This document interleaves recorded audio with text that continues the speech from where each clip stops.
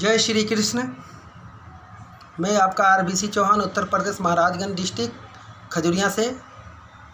मित्रों, मैं आप सभी को अपने मन के उद्बोधन में एक बहुत ही अच्छा प्रश्न और उसका उत्तर लेके आया हूँ, जो हमारे परम पूज्य स्वामी नलिनानंद गिरी जी हम सभी को भगवत गीता से उद्बोधित करके सुनाया है। तो उसको मैं आप सभी को सुना रहा हूँ। गोवर्धन शब्द के बारे में बताऊंगा।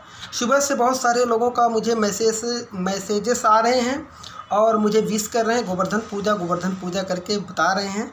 तो मैं उस गोवर्धन पूजा के बारे में आप सभी को बताऊंगा। क्या कृष्ण ने पहले ही गोवर्धन उठाया था कि आज भी गोवर्धन उठाया है? नहीं, कृष्ण ने आज भी गोवर्धन उठाया है। कृष्ण ने आज भी गोवर्धन उठाया है। गोवर्धन, गो शब्द का अर्थ होता है इंद्रियां, वर्धन शब्द का अर्थ होता है वृद्धि, विकास होना। जैसे हम सभी पहले बच्चे थे, छोटे थे, आँख से देखते थे, कुछ समझ नहीं पाते थे, कान से सुनते थे, कुछ समझ नहीं पाते थे, मुंह से चिल्लाते थे, कुछ समझ नहीं पाते थे। उसकी वृद्धि हुई है। और विकास करने वाला कौन है? वो हमारे कृष्ण नहीं है, हमारे कान्हा हैं, हमारे मुरली ही वाले हैं। उन्होंने इस इंद्रियों का विकास करके आज हमारे शरीर रूपी गोवर्धन को उठाया है। बहुत सारे मूर्ख लोग बोलते हैं कृष्ण ने पहाड़ उठा लिया, कृष्ण ने पर्वत उठा लिया। मैं तुमको एक टेबल देता हूँ, तुम एक टेबल उठा के मुझे दिखाओ 1 घंटे। अज्ञानता रूपी जीवन जीने से इससे सार्थक कुछ होने वाला नहीं, कुछ लाभ नहीं होने वाला है। अपनी बौद्धिक क्षमता को बढ़ाओ, अपनी बुद्धि को बढ़ाओ, अपनी बुद्धि का विकास करो।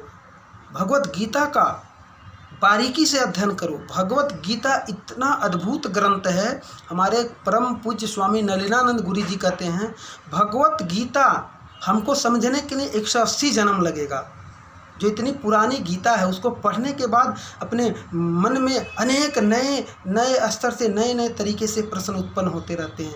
जैसे एक कुआं होता है, उसमें जितना जल खत्म होता है, उसमें जल निकालो, मीठा जल ही निकलता है, मीठा ही जल निकलता है। इतनी अद्भुत ग्रंथ है भगवत गीता।